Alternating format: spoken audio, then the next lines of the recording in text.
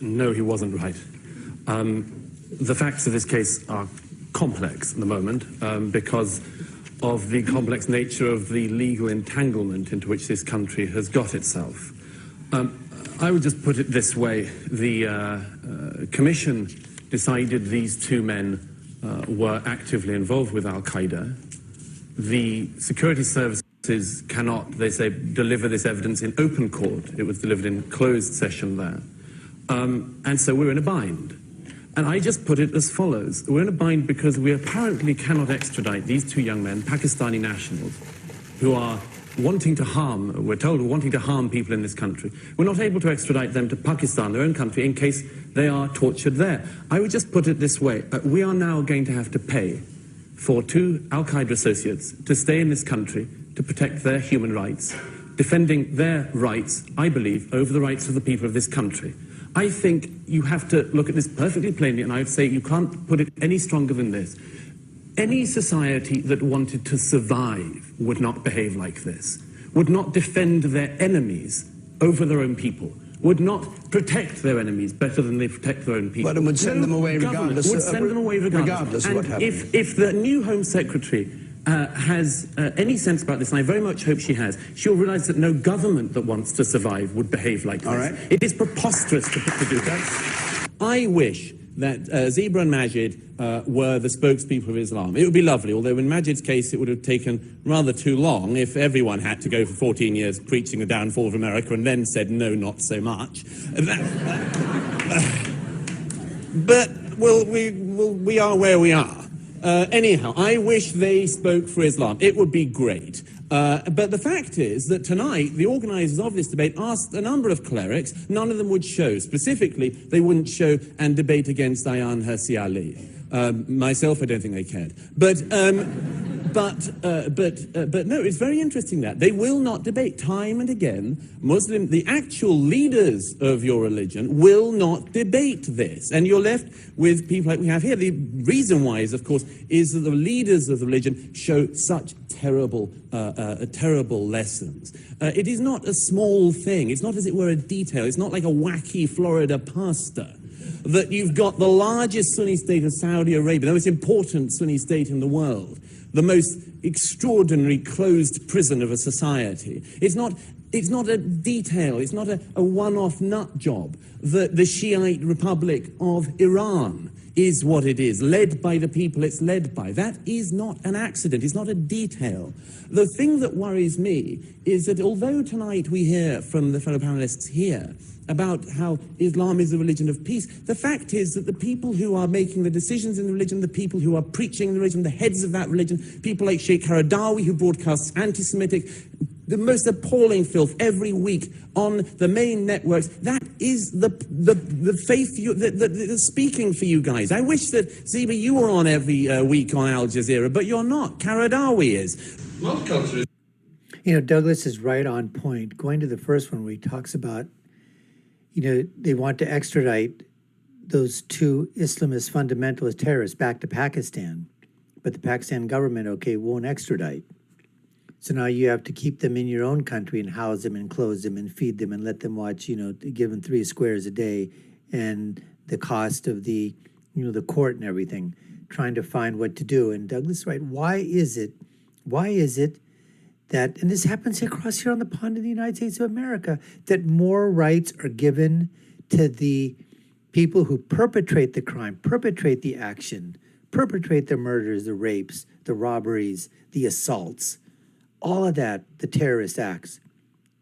And the victims, they're the ones that are treated as if they're the perpetrator, with no regard to their feelings whatsoever. We have to protect the rights of the criminals more than the rights of the citizens. Folks, that's just unrealistic for any society to continue. And we are going down a very dark, deep path here in the United States of America with so many things that are happening. Cashless bail. Oh, you can rob up a store up to $950 before it's considered a felony. Otherwise, it's a misdemeanor. And then nobody comes out there anyways. Look at the large cities that's happening in the United States of America. Stores are closing. Restaurants are closing. Pharmacies are closing because of the lack of giving the victims' protection, but allowing the perpetrators to flourish and grow and continue. And then, in fact, in terms of him talking just about not enough, minority voices or other voices, moderate voices within the Muslim and the Islamic community, that's for a variety of reasons.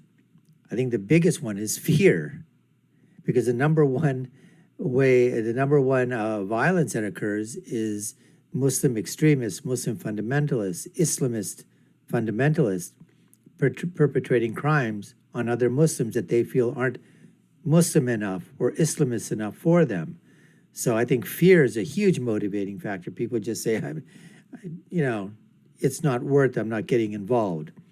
And the other is that I think the moderates are speaking out, it's just that they're not getting any playtime on the air, social media.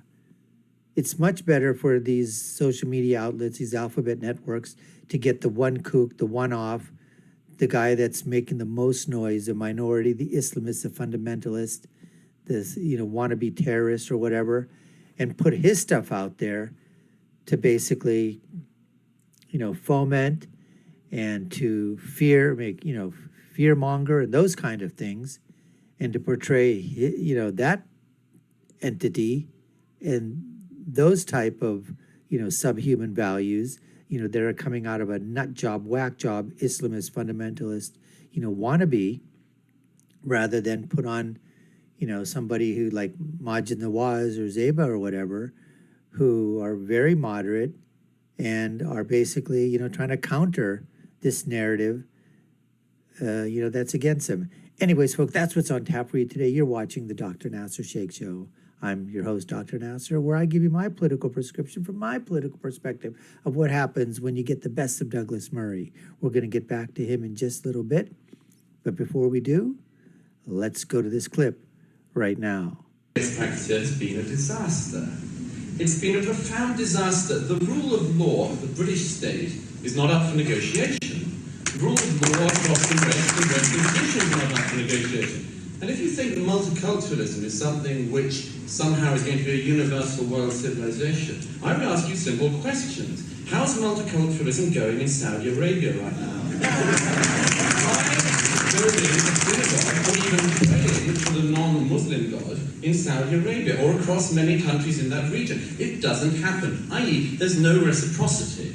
On the other hand, here, just a few months ago, Justice Minister of the Netherlands, Piet Hein Donner, announced that when a majority of people wanted it, he was willing to institute Sharia law across the Netherlands. Now, on current demographics, that majority isn't too far away. What will the Netherlands look like when that happens? What will this country look like if people in this country go along with that idea as well? The point is that there is an answer to this.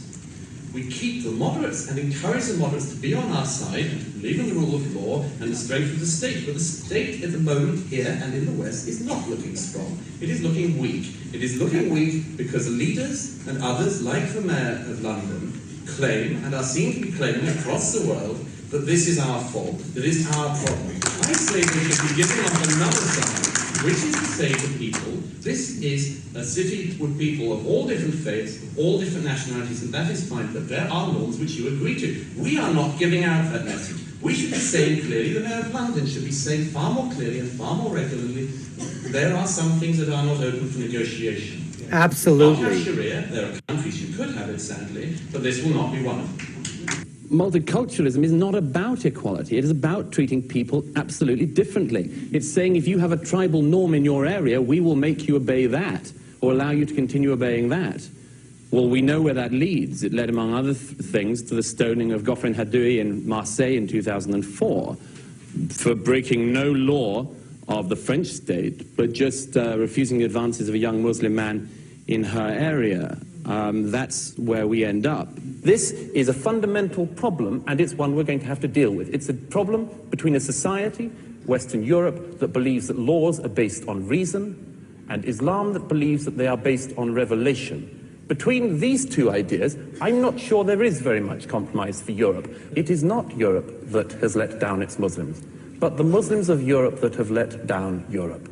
This is not solely something which we have to say we can never reconcile. Of course we can reconcile this, but we need to be honest about it. We need to be frank about it, and we cannot avoid things just because they are unpleasant. And if there were one thing I would wish Muslims in Europe could learn today, as fast as possible, it would be this: that you have no right in this society not to be offended.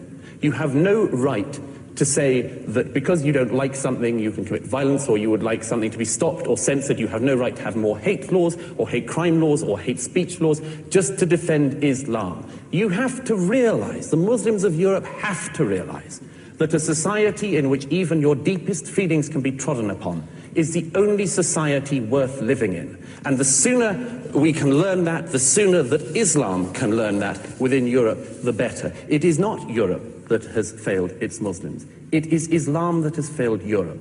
I'd argue Islam has failed its Muslims. Thank you. You know, Douglas saying that there might be a way to reconcile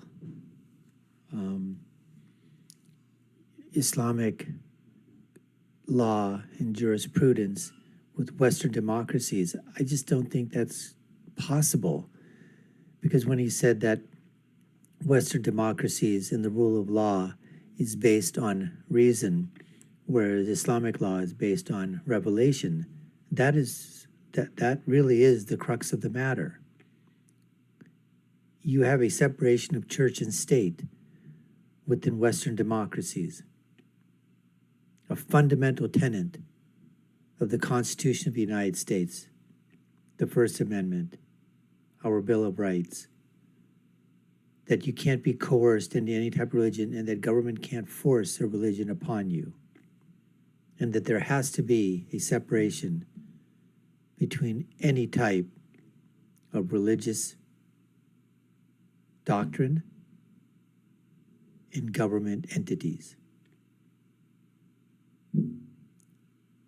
That's just not in the Islamic faith. That's just not there. Everything is together. It's all there.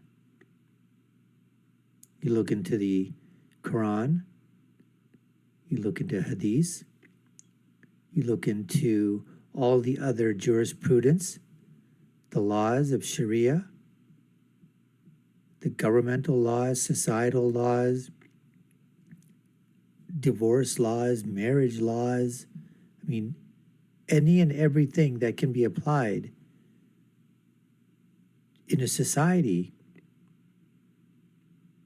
Some would say the answers are within the scope of the Islamic religion. Now, if the Islamic religion is basically saying that there's no separation between church and state, what happens to First Amendment? What happens to freedom of speech, freedom of expression? There will be limitations. How can this be reconciled in the West, in America, in Great Britain, European democracies, Western democracies? How?